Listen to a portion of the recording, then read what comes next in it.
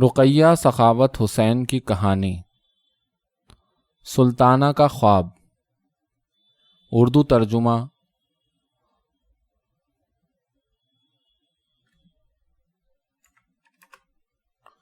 Doctor Arifa سیدہ زہرا۔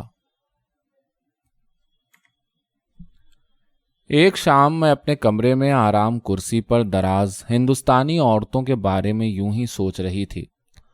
اب مجھے کچھ خیال نہیں، شاید کہ ایسے میں میری آنکھ لگ گئی، لیکن جہاں تک یاد پڑتا ہے میں جاگ رہی تھی۔ مجھے چاندنی کی دودھیا روشنی میں چمکتا آسمان یاد ہے، اور وہ ہزاروں ستارے بھی جو ہیروں کی طرح دمک رہے تھے۔ پلک جھپکنے میں ایک خاتون میرے سامنے کھڑی تھیں۔ وہ وہاں اندر کیسے آ گئیں مجھے کچھ نہیں معلوم۔ میں نے انہیں اپنی دوست سسٹر سارا سمجھا۔ صبح بخیر، سسٹر سارا نے کہا۔ میں جی ہی جی میں ہنسی۔ بھلا صبح کہاں، اچھی بھلی تاروں بھری رات تھی۔ میں نے جواب دیا، مزاج شریف۔ میں بخیر ہوں، شکریہ۔ چلو ذرا سا باہر چلو اور ہمارا باغ دیکھو۔ میں نے کھڑکی سے پھر چاند کو دیکھا اور سوچا کہ اس وقت باہر جانے میں کوئی حرج نہیں۔ مرد ملازم تو اس وقت تک سو سلا گئے ہوں گے، اور ایسے میں سسٹر سارا کے ساتھ خوش قدمی کر لینے میں کیا مذائقہ ہو سکتا ہے۔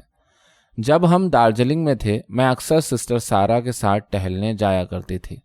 ہم اکثر ہاتھوں میں ہاتھ ڈالے باغ میں خوش گپیاں کرتے سیر کیا کرتے۔ مجھے یہی گمان گزرا کہ شاید سسٹر سارا مجھے کسی ایسے ہی باغ میں سیر کرانے کو لے جائیں گی، اسی لیے میں ان کی پیشکش پر چلنے کو فوراً تیار ہو گئی۔ سیر کرنے میں میری حیرت کی انتہا نہ رہی کہ وہ تو واقعی صبح کا بھلا سا سما تھا۔ شہر جاگ چکا تھا اور سڑکوں پر کاروبار کا ہجوم اور غل تھا۔ میں بہت زیادہ جھینپ رہی تھی۔ یہ سوچ سوچ کر میرا برا حال تھا کہ بھرے دن میں یوں سڑک پر نکل آئی تھی، لیکن وہاں کہیں مرد کا نام و نشان بھی نہ تھا۔ کچھ راہگیروں نے میرا مذاق بھی اڑایا۔ ان کی زبان تو میری سمجھ میں نہ آئی، لیکن مجھے یہ احساس ہو گیا کہ وہ میرا مذاق اڑا رہی ہیں۔ میں نے اپنی دوست سے پوچھا، کیا کہہ رہی ہیں یہ؟ ان عورتوں کا خیال ہے کہ تم مردوں کی طرح ہو۔ مردوں کی طرح؟ مطلب کیا ہے ان کا؟ ان کا خیال ہے کہ تم مردوں کی طرح شرمیلی اور ڈرپوک ہو۔ مردوں کی طرح شرمیلی اور ڈرپوک؟ یہ اچھا مذاق ہے۔ میں بہت بدحواس ہو گئی۔ جیسے ہی مجھے یہ احساس ہوا کہ میری ساتھی سسٹر سارا نہیں کوئی اجنبی ہے، میرے خدا میں نے کیسی حماقت کی۔ ایک انجانی خاتون کو اپنی دوست سسٹر سارا سمجھ بیٹھی۔ وہ میرا ہاتھ پکڑے چل رہی تھیں۔ انہوں نے بھی میری انگلیوں کی کپکپاہٹ محسوس کی۔ کیوں، کیا ہوا؟ انہوں نے شفقت سے پوچھا۔ مجھے یہ سب بہت عجیب لگ رہا ہے، میں نے معذرتانہ لہجے میں کہا۔ میں پردہ نشین ہوں اور اس طرح بے تکلف بے نقاب گھومنے پھرنے کی عادی نہیں۔ اس بات سے پریشان مت ہو کہ یہاں مردوں سے تمہاری ملاقات ہو سکتی ہے۔ یہ تو عورتوں کی راجدھانی ہے، گناہ اور نقصان سے محفوظ۔ خود نیکی یہاں راج کرتی ہے۔ آہستہ آہستہ مجھے ارد گرد کا لطف آنے لگا۔ واقعی یہاں سب کچھ شاندار تھا۔ میں تازہ شاداب گھاس کے ایک خطے کو مخمل کا تکیہ سمجھ بیٹھی۔ یوں لگتا تھا کسی ملائم نرم قالین پر چلی جا رہی ہوں۔ میں نے جھک کر دیکھا تو سارا راستہ پھولوں اور سبزے سے اٹا پڑا تھا۔ کیسا اچھا ہے سب کچھ، میں نے کہا۔ اچھا لگا نہیں؟ سسٹر نے کہا۔ میں انہیں سسٹر سارا کہہ کر ہی مخاطب کرتی رہی، اور وہ مجھے میرے نام سے۔ جی بہت زیادہ، لیکن ایسے نازک پھولوں کو پیروں تلے مسل کر چلنا اچھا نہیں لگ رہا۔ سلطانہ، دل برا مت کرو اپنا، تمہارے چلنے سے یہ پھول خراب نہیں ہوں گے، یہ تو ایسے ہی خودرو ہیں۔ یہ جگہ ساری کی ساری باغ لگتی ہے، میں نے تعریف کرتے ہوئے کہا۔ آپ نے ہر پودا اس سلیقے سے یہاں لگایا ہے۔ تمہارا کلکتہ اس سے بھی اچھا باغ ہو سکتا ہے، صرف اگر تمہارے ملک کے لوگ ایسا چاہیں تو۔ وہ باغ باغیچوں پر اتنی محنت کرنا بیکار سمجھیں گے، وہاں دوسرے اور کام اتنے ہیں کرنے کو۔ ان کے لیے یہ بہانہ اچھا ہے، انہوں نے مسکرا کر کہا۔ میں یہ جاننے کو بےتاب تھی کہ آخر مرد کہاں ہیں۔ راستہ چلتے سینکڑوں عورتیں نظر آئیں، مگر ایک بھی مرد دکھائی نہیں دیا۔ مرد کہاں ہیں؟ میں نے پوچھا۔ جہاں انہیں ہونا چاہیے، اپنی موزوں جگہ پر۔ للہ مجھے بتلائیے، موزوں جگہ سے آپ کی مراد کیا ہے؟ ارے یہ تو غلطی ہو گئی مجھ سے، تم یہاں کبھی آئی ہی نہیں، ہمارے رسم و رواج کی خبر تم کو کیوں کرو؟ हमारे मर्द तो घरों में रहते हैं जैसे हम जनान खाने में रहते हैं। बिल्कुल वैसे ही।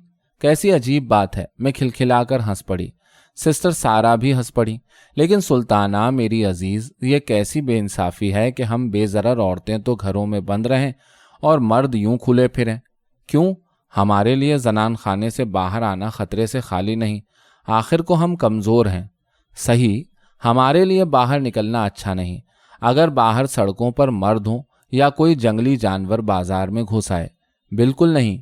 फर्ज करो कोई दीवाना पागल खाने से निकलकर मर्दों को, घोड़ों को और दूसरे जानदारों को आज़ार पहुंचाना शुरू कर दे, तो ऐसे में तुम्हारे लोग क्या करेंगे? उन्हें पकड़कर फिर से बंद करने की कोशिश करेंगे। तुम्हारा भला हो, तुम लोग भी इस बात को माकूल नहीं समझते कि दीवाने खुले फिरें और सही दिमाग पागल खानों में बंद हो? कतई नहीं, मैंने हंसते हुए कहा। सच्ची बात तो यह है कि तुम्हारे मुल्क में ऐसा ही होता है। मर्द जो आज़ार पहुंचाते हैं या आज़ार पहुंचाने की सलाहियत रखते हैं, वो तो आज़ादाना घूमते फिरते हैं और औरतें बेचारियां जनान खानों में पाबंद हैं। ऐसे बेकरीना लोगों को किस तरह यूं आज़ादी दी जा सकती है? हमें अपने समाजी मामलात में कुछ कहने सुनने का हक ही नहीं है। हिंदुस्तान में तो मर्द मालिक और आका है। सारा इख्तियार और फ़ायदा तो उन्होंने अपने लिए मखसूस कर रखा है और औरतों को घरों में बंद किया है। तुम्हें यह बात कबूल होगी कि तुम्हें पाबंद कर दिया जाए, मगर कुछ हो भी नहीं सकता। आखिर वो औरतों से ज़्यादा ताकतवर हैं। शेर इंसान से ज़्यादा ताकतवर होता है, लेकिन इससे ये तो नहीं हो सकता कि वो इंसानों पर गलबा हासिल कर ले। तुम्हारी ज़ात का तुम पर हक है और तुम लोग इसको भुला बैठी हो। अपने बुनियादी हुकूक भी तुम्हें मयस्सर नहीं, क्योंकि तुमने अपने नफ़ा नुकसान का ख्याल ही नहीं किया। मगर सिस्टर सारा, अगर सब कुछ हम खुद ही करने लगें तो मर्द आखिर क्या करेंगे? उन्हें कुछ करना ही नहीं चाहिए। मुझे माफ़ कर देना, वो कुछ करने के काबिल ही नहीं है। उन्हें भी पकड़कर जनाने में बंद कर दो। ये बात इतनी ही आसान होगी कि उन्हें घर की चार दीवारी में पाबंद कर दिया जाए, मैंने कहा। और जो कहीं ऐसा हो गया तो सारा मामला, क्या तिजारत क्या सियासत, उनके साथ जनाने में कैद हो जाएगी। सिस्टर सारा कुछ बोली नहीं, बस एक मीठी सी मुस्कुराहट मुस्कुरा दी। शायद उन्होंने सोचा हो कि ऐसे से क्या बात करें जो खुद कुएं के मेंढक से कुछ बेहतर नहीं। इतने में हम सिस्टर सारा के घर पहुंच गए। दिल की शक्ल के खूबसूरत से बागीचे में ये मकान बना था। इस बंगले की छत बलदार लोहे की थी, मगर हमारे नफीस और कीमती मकानों से ज़्यादा भला और खुनुक था। मैं वहाँ की सफाई सुथराई, सजावट के सलीके और सामान की खूबी का बयान नहीं कर सकती। हम एक दूसरे के पास बैठ गए। वो अंदर से कशीदा का काम उठा लाईं और उस पर एक नया नमूना काढ़ना शुरू किया। तुम्हें सिलाई बुनाई आती है? जी। और कुछ तो जनान खाने वालों को कशीदा का काम नहीं सौंपते, वो खुशदिली से बोली। एक मर्द को इतना सब्र कहाँ कि सुई में धागा भी पिरो सके। ये सब आपने खुद बनाया है? मैंने तिपाहियों पर बिछे कढ़ाई के काम को देखते हुए कहा। जी। ये सब कुछ करने को आपको वक्त कहाँ से मिल जाता है? आपको तो दफ्तर का काम भी संभालना होता है, 7 घंटे काम करना होता है। देखा है मैंने उन्हें काम करते। तुम्हारा ख्याल है वो वाकई 7 घंटे काम करते हैं? कतई यकीनन नहीं सुल्ताना मेरी अजीज, बिल्कुल नहीं। वो अपना वक्त सिगरेट पीने में गुजारते हैं। कुछ तो सारा दिन 2-3 सिगार पीने में काट देते हैं। अपने काम का राग ज्यादा अलापते हैं, करते कम है। फर्ज करो कि एक सिगरेट पीने में आधा घंटा लगता है और कोई शख्स दिन भर में 12 सिगरेट फूंक डालता है। 100 दिन के 6 घंटे तो सिर्फ धुआं उड़ाने में गारत हो गए। हमने इधर उधर की बहुत बातें की। बातों बातों में पता चला कि न उनके यहाँ कोई वबा फूटती है, न मच्छरों ने उनकी जिंदगी वबाले जान कर रखी है। मेरी हैरत की कोई इंतहा न रही जब ये पता चला कि औरतों की इस मुमलिकत में बस कोई ऐसा वैसा खतरनाक हादसा हो तभी जवान मर्ग होती है। हमारा बावर्ची खाना देखोगी? बड़ी खुशी से मैंने कहा, और हम दोनों उठ खड़ी हुई। मेरे जाने की इत्तिला पर मर्दों को वहां से हटा दिया गया था। बावर्ची खाने के इर्द गिर्द तरकारियों की हरी भरी क्यारियां थीं। एक एक बेल, एक एक टमाटर तक अपनी जगह सजावट की चीज था। मुझे कहीं धुएं का नाम निशान तक नजर न आया। चिमनी तक तो थी नहीं, साफ सुथरा चमकदार। खिड़कियों में फूल सजे थे। आग कोयले का कहीं नाम निशान न था। खाना पकाते कैसे हैं आप लोग? सूरज की गर्मी से, उन्होंने जवाब दिया, और साथ साथ वो पाइप भी दिखाया जिससे सूरज की रोशनी और गर्मी इकट्ठी कर ली जाती थी। اور اسی وقت انہوں نے مجھے جھٹ پٹ کچھ پکوان پکا کر دکھایا۔ یہ آپ نے سورج کی حرارت کیسے اکٹھا کر لی؟ میرا مارے حیرت کے برا حال تھا۔ اچھا تو پہلے ہم اپنی ذرا سی تاریخ بتائیں۔ 30 برس پہلے جب ہماری ملکہ صرف 13 برس کی تھیں تو وہ تاج کی وارث ٹھہری۔ وہ صرف نام کی ملکہ تھیں، حکومت دراصل وزیر اعظم کے قبضہ اختیار میں تھی۔ ہماری ملکہ کو سائنس سے بڑی دلچسپی تھی۔ انہوں نے حکم جاری کیا کہ ان کی سلطنت کی ہر عورت کو تعلیم دی جائے۔ لڑکیوں کے اسکول حکومت کی سرپرستی میں فوراً قائم کیے گئے۔ دور نزدیک سب عورتوں میں تعلیم عام کر دی گئی۔ کم سنی کی شادیوں پر بھی پابندی لگا دی گئی۔ 21 برس کی عمر سے پہلے کسی عورت کو شادی کرنے کی اجازت نہ تھی، اور میں تمہیں بتاؤں کہ اس سارے انقلاب سے پہلے ہمیں بھی پردے میں رکھا جاتا تھا۔ وقت کیسے بدلتا ہے، میں نے ہنس کر لقمہ دیا۔ مگر مرد عورت کی علیحدگی اسی طرح ہے، وہ بولیں۔ چند ہی سالوں میں ایسی یونیورسٹیاں وجود میں آئیں جہاں مردوں کا داخلہ ممنوع تھا۔ دارالخلافہ میں جہاں ملکہ رہتی ہیں 2 یونیورسٹیاں ہیں، ان میں سے ایک نے عجیب و غریب غبارہ ایجاد کیا۔ اس میں ڈھیروں پائپ لگا دیے گئے اور اس طرح غبارہ فضا میں معلق کر دیا گیا۔ جس قدر پانی کی ضرورت پڑتی اتنا پانی یہ بادلوں سے کھینچ لیتا۔ یونیورسٹی والے سارا وقت تو پانی کھینچا کرتے تو بادل گھر کر نہیں آ پاتے تھے۔ اس طرح اس ذہین پرنسپل نے بارش اور طوفان کا سدباب کر لیا۔ سچ مچ؟ اچھا تو یہاں کیچڑ اسی لیے کہیں نظر نہیں آتی، میں نے کہا۔ لیکن یہ بات میرے پلے نہ پڑی تھی کہ پائپوں میں پانی کس طرح جمع کیا جا سکتا تھا۔ انہوں نے میرے لیے اس عمل کی وضاحت کی، لیکن میں پھر بھی نہ سمجھ پائی۔ سائنس کے بارے میں میرا علم بڑا محدود اور ناقص تھا، لیکن انہوں نے اپنی بات جاری رکھی۔ دوسری یونیورسٹی کو جب اس بات کی خبر ملی تو انہیں بہت رشک آیا، اور انہوں نے اس سے بھی بڑھ کر کوئی نئی بات پیدا کرنے کی کاوش کی۔ انہوں نے ایک ایسا آلہ ایجاد کر لیا جس سے ضرورت کے مطابق سورج کی حرارت کو مجتمع کیا جا سکتا تھا، اور وہ حرارت اس طرح جمع کر کے رکھی جا سکتی تھی کہ دوسروں کی ضرورتوں کو پورا کرنے کے لیے تقسیم کی جا سکے۔ عورتیں جس وقت سائنسی تحقیق میں مصروف تھیں، اس ملک کے مرد اپنی فوجی قوت بڑھانے میں مصروف تھے۔ انہیں جب اس کی اطلاع ملی کہ عورتوں کی ایک یونیورسٹی نے فضا سے پانی جمع کر لیا اور دوسری نے سورج کی حرارت، تو انہوں نے یونیورسٹی والوں کا مذاق اڑایا اور اسے عورتوں کا جذباتی خواب کہہ کر بات ٹھٹے میں اڑا دی۔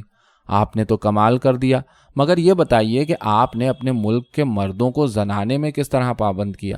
کیا پہلے انہیں گرفتار کیا تھا؟ نہیں تو۔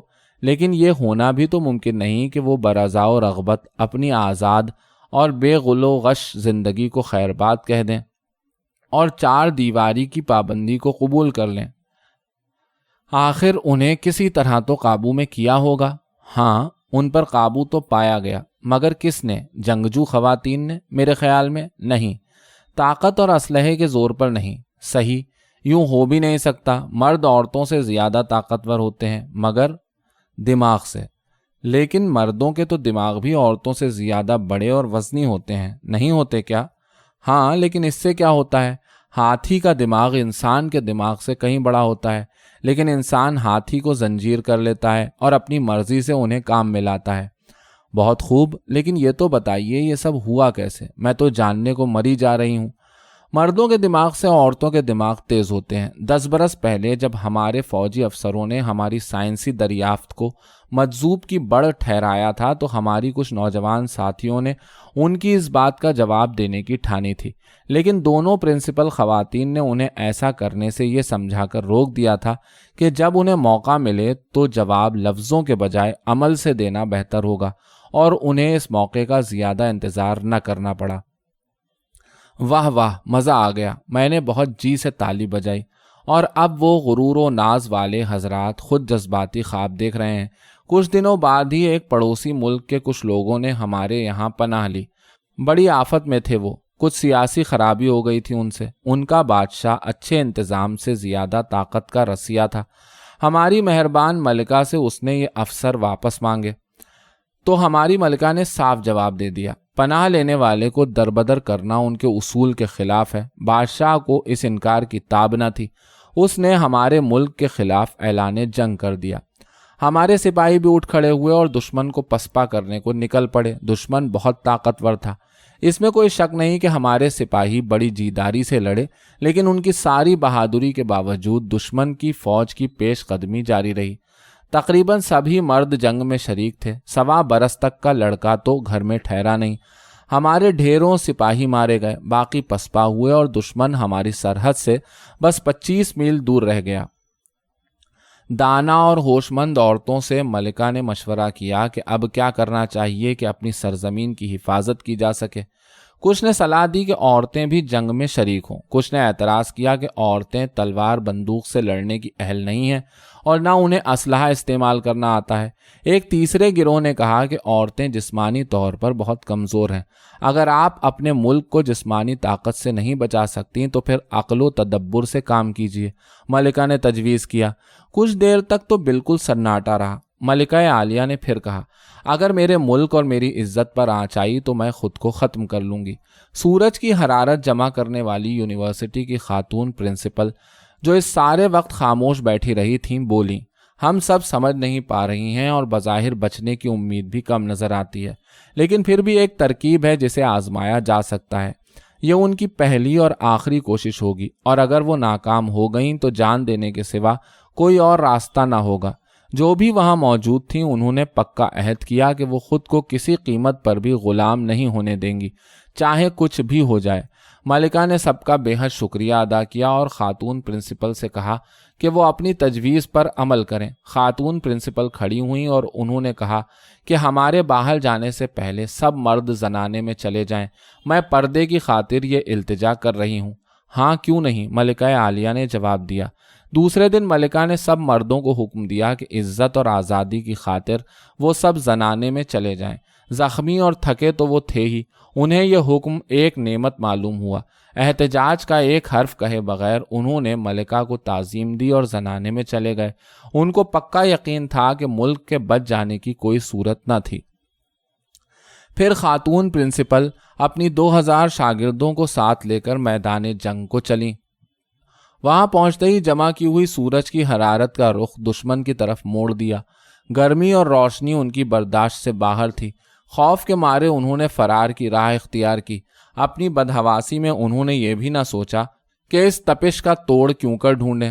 وہ اپنا اسلحہ اور سامان جنگ سب کچھ چھوڑ کر بھاگ گئے، اور یہ سب بھی سورج کی گرمی نے بھسم کر ڈالا۔ وہ دن اور آج کا دن کسی نے ہمارے ملک کی طرف ٹیڑھی آنکھ سے دیکھنے کی جرت نہیں کی، اور اس دن سے مردوں نے زنانہ سے باہر آنے کی کوشش بھی نہیں کی۔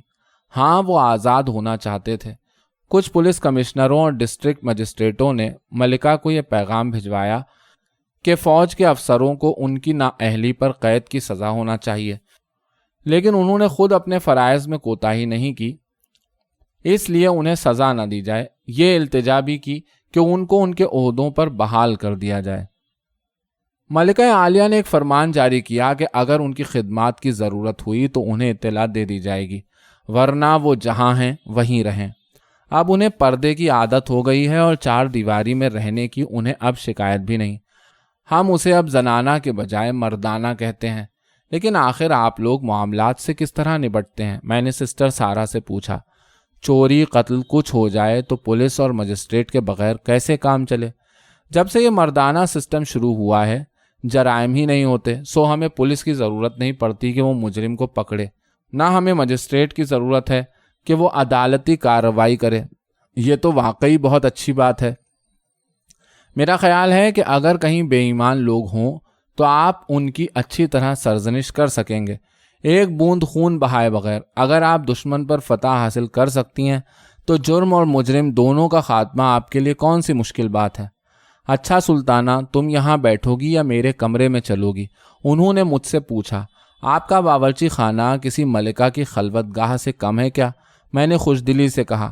لیکن ہمیں اب چلنا چاہیے۔ مرد حضرات اب مجھے کوس رہے ہوں گے کہ میں نے ان کے کام میں اتنا حرج کیا۔ ہم دونوں زور سے ہنس پڑیں۔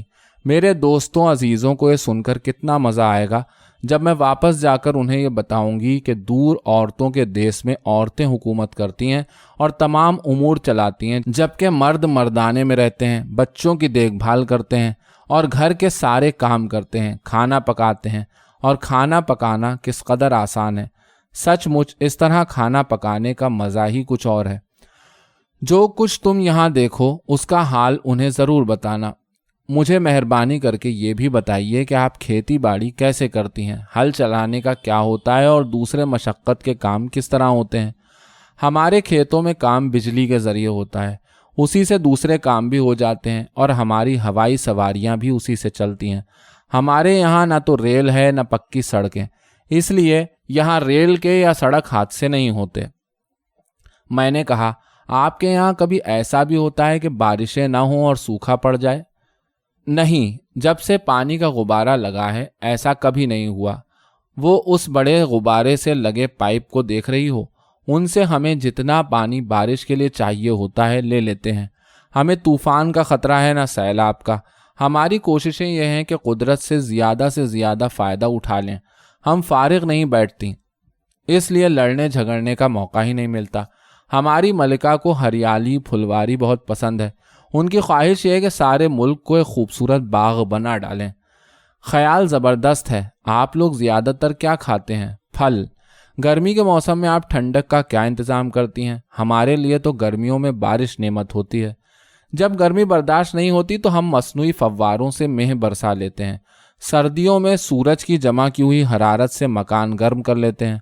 फिर उन्होंने मुझे अपना गुस्ल खाना दिखाया। उसकी छत हटाई जा सकती थी। छत हटाकर जब जी चाहे वो मज़े में गुस्ल कर सकती थी। छत क्या थी? एक संदूक का ढकना सा था। छत हटाई और नहाने को नल खोल लिया। आप लोग बहुत खुशनसीब हैं, मैंने बेसाख्ता कहा। आपको किसी चीज़ की कमी नहीं। आपका अकीदा क्या है, अगर मैं पूछ सकूं तो? हमारा अकीदा मोहब्बत और सच्चाई है। यह हमारी मजहबी जिम्मेदारी है कि एक दूसरे से मोहब्बत करें और नेक नियति से एक दूसरे के साथ सच्चे हों।